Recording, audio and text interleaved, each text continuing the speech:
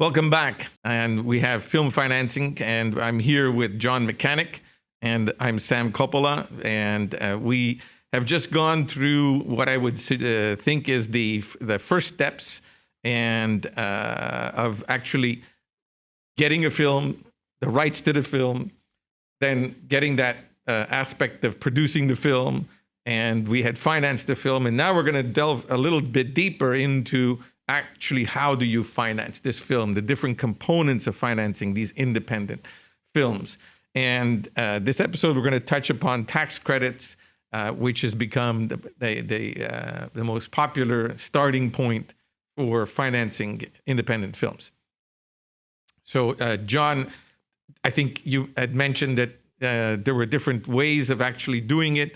And, the first one is that when people look at tax credits, film tax credits, there's an enormous amount of legislation in Canada that is involved in how you actually can qualify your film. The first one that we deal with is, we call it, even though it's not in the legislation, we call it content film or a certified content film. And the other one is a service production. And these two essentially break down what you can call a Canadian film. The first one, the content, is actually means that you have to meet these creative content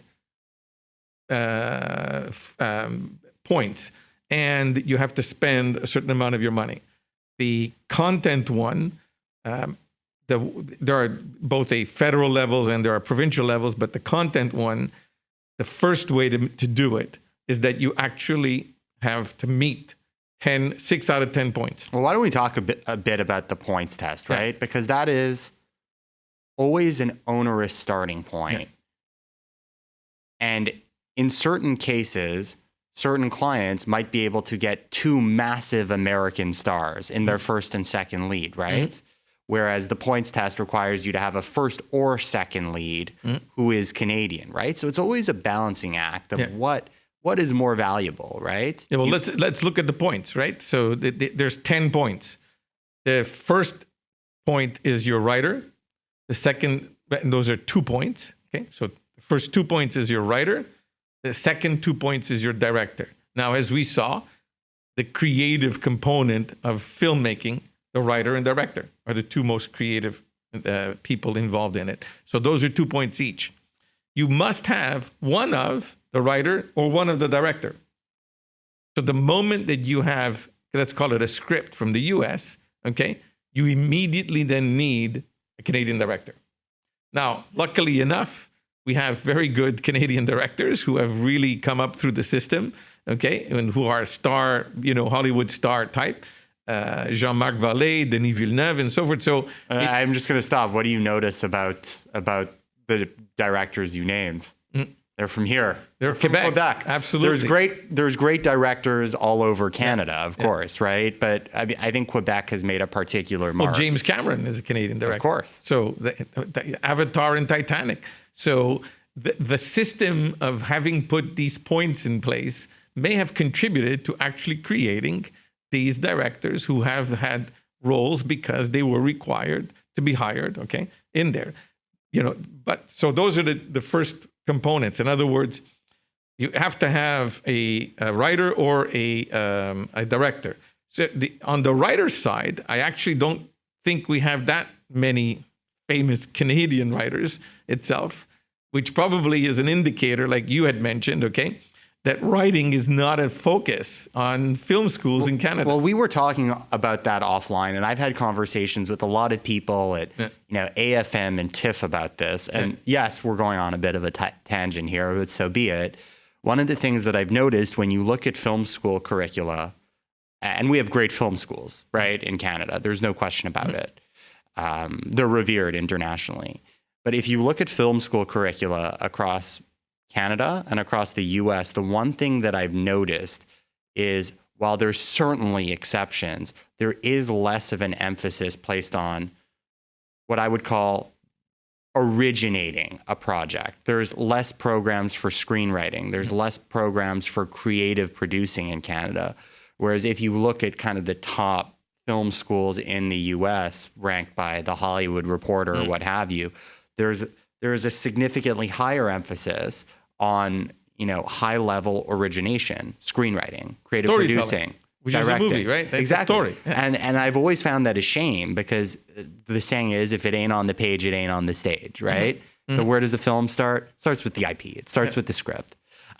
Anyway, I completely digress. Well, I think that it was important because if you notice the system, right, has it that you needed to have one of the writer or director. So 2 points, 2 points. Well, it's great. If our story doesn't come from Canada, then the director will have to come from Canada, which meant that therefore Canadian directors have a chance of participating more, which possibly did give rise to as part of the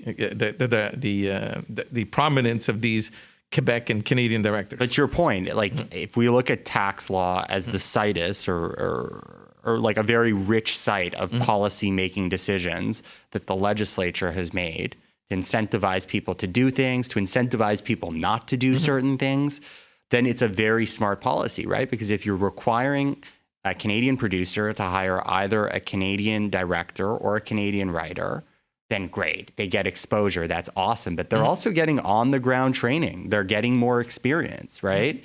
So it's actually kind of serving as a kind of school in a way, right? Because what's the best way to learn something? By doing by it. experience. Yeah. Okay. So after that, we go to the next 2 points, which are given for acting. Okay, so the first act, what they call the first role, okay, the leading role, and the second highest leading role. In a leading role, though, you don't only look at the money, you have to look at the money as one of them. You look at the credits. And the time on screen.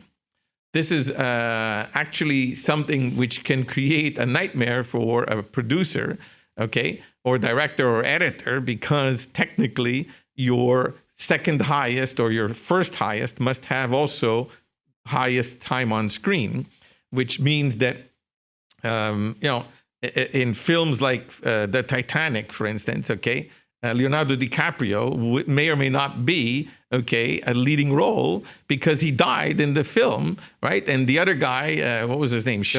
Billy Zane. Billy Zane, yeah. Well, you know what Billy Zane's fate in that movie was, right? He was a Pittsburgh steel tycoon. It's 1912 in that movie. The dramatic irony is, in that movie, he's going to lose all his money in 1929.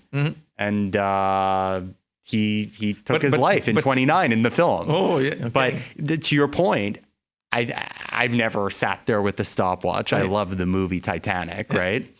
But I think your point is, under the Canadian system, it wouldn't have worked. Because Billy Zane has more screen time. Would not have been one of your leading roles. Exactly. Because of the time on screen. Exactly.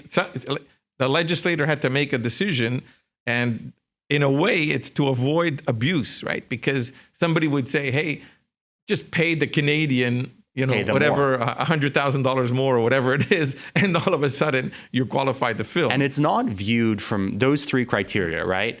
Pay, compensation, 2, credit, and 3, screen time. It's not viewed holistically, is it? Like, okay, you hit 2 out of 3, but no, you have to have all 3. You need all. Yeah. So there now we're doing 2, 4, 6. Okay, that was the acting part. So highest and second highest. After that, you've got the editor. Okay, you've got the DOP. You've got the composer. Those are all 1 point each. Okay, so we're at 9 points. I think the last point is the artistic director. What do we have? We had the editor, the composer, production designer. Production designer. Yeah. For a point as well. So you need to hit 6 out of 10. Yeah. So there you saw director, screenwriter, first and lead performer, production designer, director of photography, music composer, picture editor. But, okay, so we've gone through the points test. And for me, especially as a lawyer, right, when we're doing these analyses, and I'd suspect for an accountant as well, that's the easy part from an analytical standpoint, right?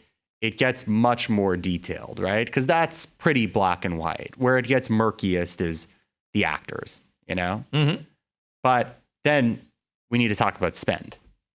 So apart from that, apart from the 6 out of 10, you have to spend 75% of your money, of your production in Canada.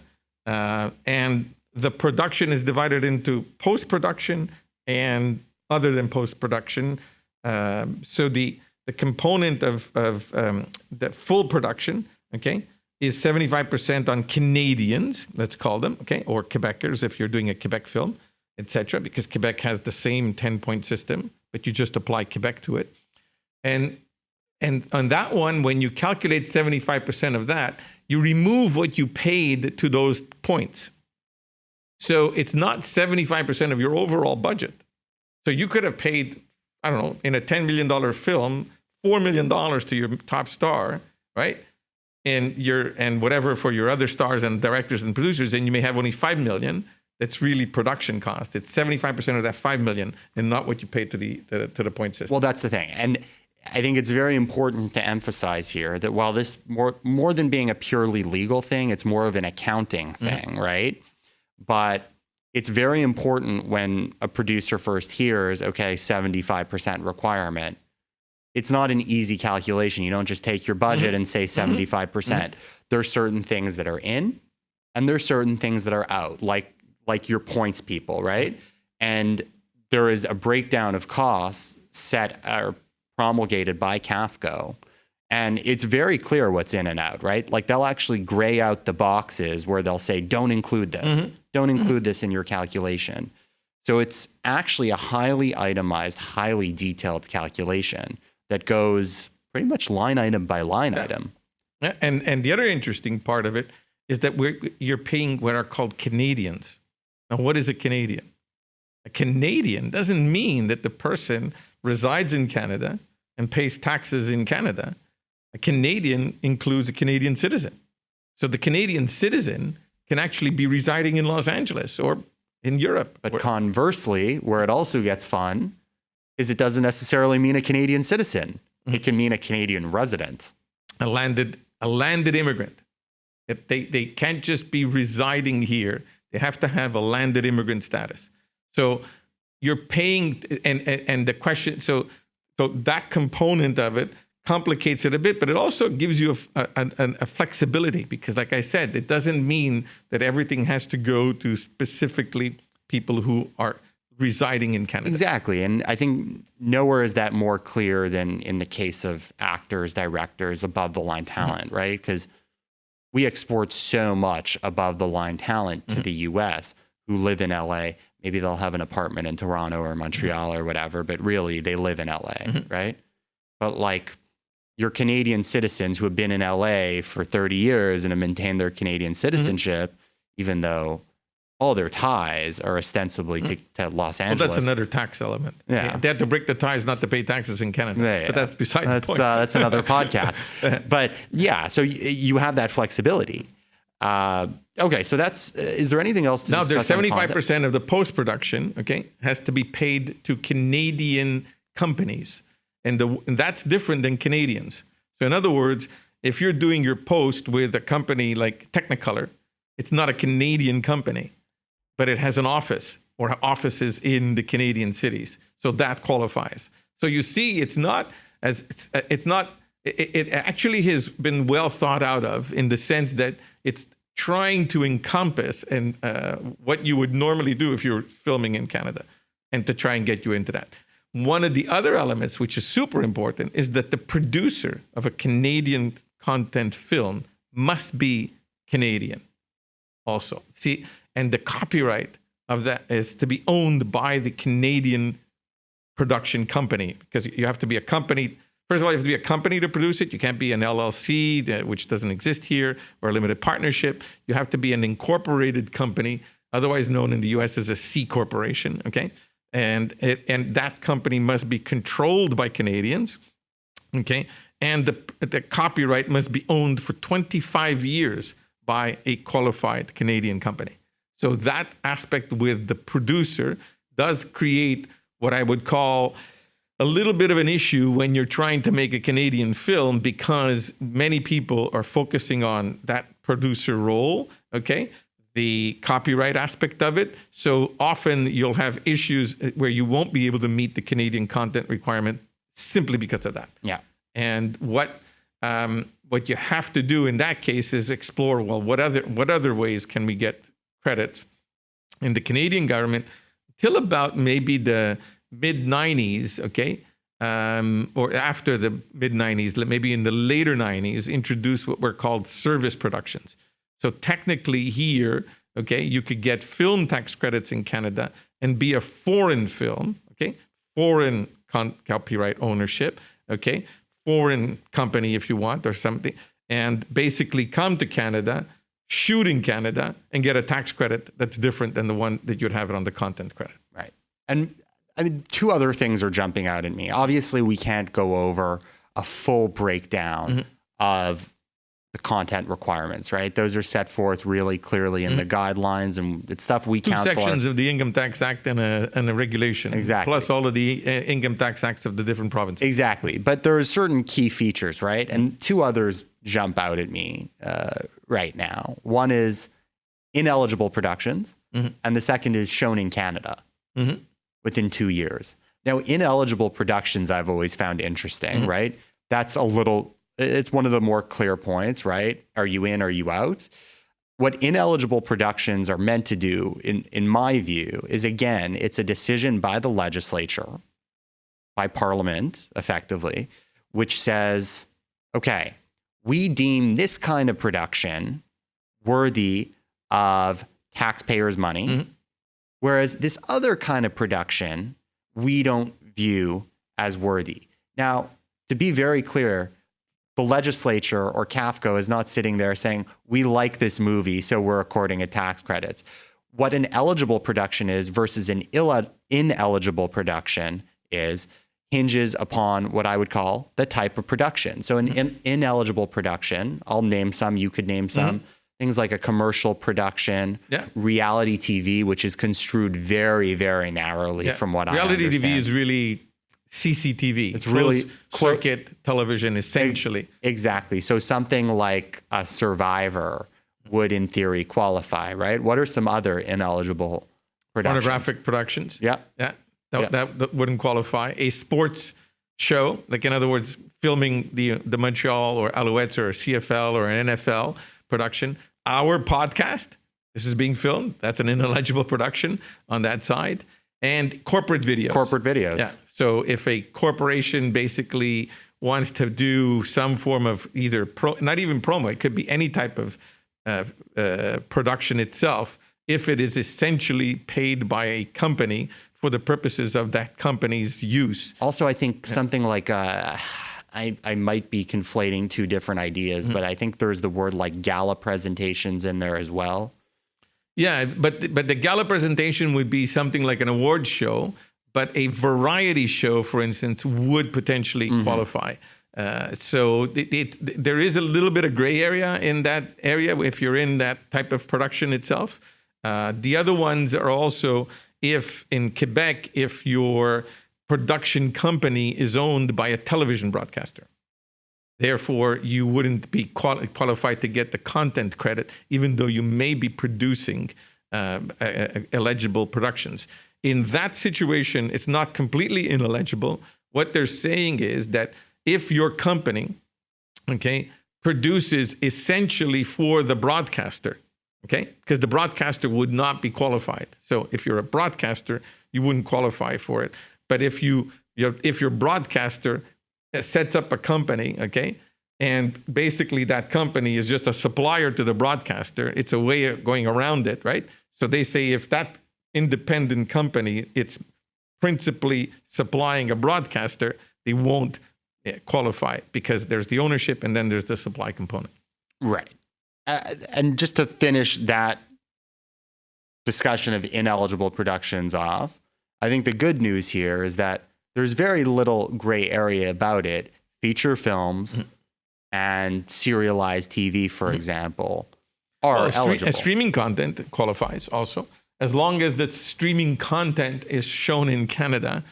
This was your other aspect of it, because nowadays the streaming is becoming such a popular form of distribution. So you can actually just be creating a content that is only specifically for a streaming or for a net broadcast. Exactly. And that's a good segue to talk about the second point, which I had mentioned, which is the shown in Canada requirement. You want to maybe take the lead on that and talk a bit, or shown in Canada means that that the production actually has to have an undertaking by either a broadcaster, either a theatrical release or a broadcaster. And a broadcaster is someone who's licensed under the CRTC, who has a broadcasting distribution license. And basically, these net streaming companies that are accepted in Canada as being as showing their productions to Canadians, and it has to be an undertaking that within 2 years following the completion of the production, you will actually see it in Canada. Exactly, and it's the kind of thing that you and I, when we have when we have a draft distribution deal in front of us from a Canadian distributor, you and I will scrutinize very closely. It'll probably be the first or second thing we check after who are the parties to this agreement type of thing. Is there that written undertaking, and is it sufficiently precisely drafted to pass muster for CAFCO's requirements, for the legislature's requirements? The question is, how do you even enforce it? Because you deliver the film, you're the producer, you actually don't have control of it. The only way you have it is in the contract. So you're able to qualify by having the contract. But that doesn't necessarily mean that ultimately that show will actually be shown. You can, if you have your contract that says he must show it, okay, then you have a specific performance, a right to be able to. It's an undertaking like anything else, right? In Quebec, we favor injunctive relief, i.e. specific performance over monetary damages. So in that case, to your point, you could enforce it in theory, right? Before even seeking damages. You don't control it. No. So no, but it's like anything else. It's like any other undertaking in a contract, right? Okay, is there anything else to talk about on content? Well, there's a lot, but I think that in terms of what I think we've done, the overall summary of it and gone into the important details of it. The aspect is that when a Canadian producer produces a picture, they often focus on trying to make a film that fits a box. And they look at that box and say, this is my content box. And that means that the film itself is guided not by the story, by the best people, but guided by these check the boxes, so that I'm not making the best film, I'm making the best film that qualifies for a tax credit or a tax credit film. And that doesn't necessarily ensure commercial success. Right. And I think that hits on the point that I mentioned first, right? If you have a first and second lead who are both the first and second biggest movie stars in the world, and that's the kind of movie you want to make, then forget the content. Go straight ahead, make the movie. And if they're willing to work at scale because you have the most awesome script, does going the Canadian content route really make sense? No. I would say go to services, which is our next point. But before we get to services, it does occur to me that, especially since one of the things we're trying to do with this podcast is answer questions that we get all the time. One question that I get all the time, especially from first-time producers, is I do think that there is a misconception about what Canadian content is. Based on the wording of Canadian content, certain people, and I was under the impression too, kind of in my late teens, early 20s of this, before I really studied this stuff, Canadian content seems to connote that the film itself has to deal with Canadian subject matter, which it does not, right? So you could have a Canadian content film where Montreal is set as New York, and there's Canada's not featured in the story, right? So it has nothing to do with telling stories about Canadians for Canadians, which I think is a very laudable and important goal. Yeah, that's our that would be our national broadcaster's goal. Exactly, but that's not what Canadian content means. Canadian content is assessed based on the other things we talked about: points, spend, acceptable story types could be of about content. anything. Exactly. So moving on to service production. Yeah. Right. So service production is different. It's less onerous. It's also a lower tax credit, right? Yeah, the Canadian content qualification gave you a tax credit based on labor that we noticed, and the service production is a content based on the aspect of the ability to generate a tax credit based on spend that you have. The spend that you have in a service production, basically what they're requiring the parties to do is essentially come to Canada. If you take your film and you come to Canada and you spend a certain amount of money in Canada, then you will get back a certain percentage of that spend. Now, when I said the word you will get back, essentially the tax credit is actually a check that is written. It's a refundable amount that is paid back to the production company. So to be able to qualify on the service side, you're just dealing with the copyright ownership, which we talked about, and you come to Canada and you spend the money in Canada. I think there is also one important thing that I would point out with services, right? Is that there are minimum budgetary requirements which exist for service productions, which do not exist for content, right? I forget the exact budgetary amounts that are required as minimum budgets to qualify as a service production. But I think it's something like $1 million for a feature, somewhere in the hundreds of thousands for a TV show. But content, you could, in theory, spend $10,000 on a feature and qualify. Yes. Whether it's worth applying for the content credit is a separate question.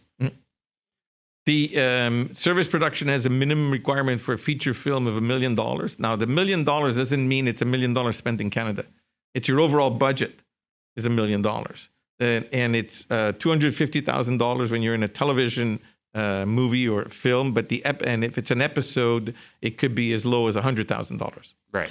What they're doing there in the service productions is essentially removing, these little mini web series that you can probably do for $10,000, and then you'd have 1 million people lining up to get tax credits by the government. So I think that's the reason why you needed that minimum number there. Great. So that's it for tax credits if you want to go it alone as a solo producer. Next episode, we're going to talk about how you involve tax credits or how you leverage tax credits when you want to use a partner, potentially a partner internationally. Thanks so much for listening, everyone, and stay tuned.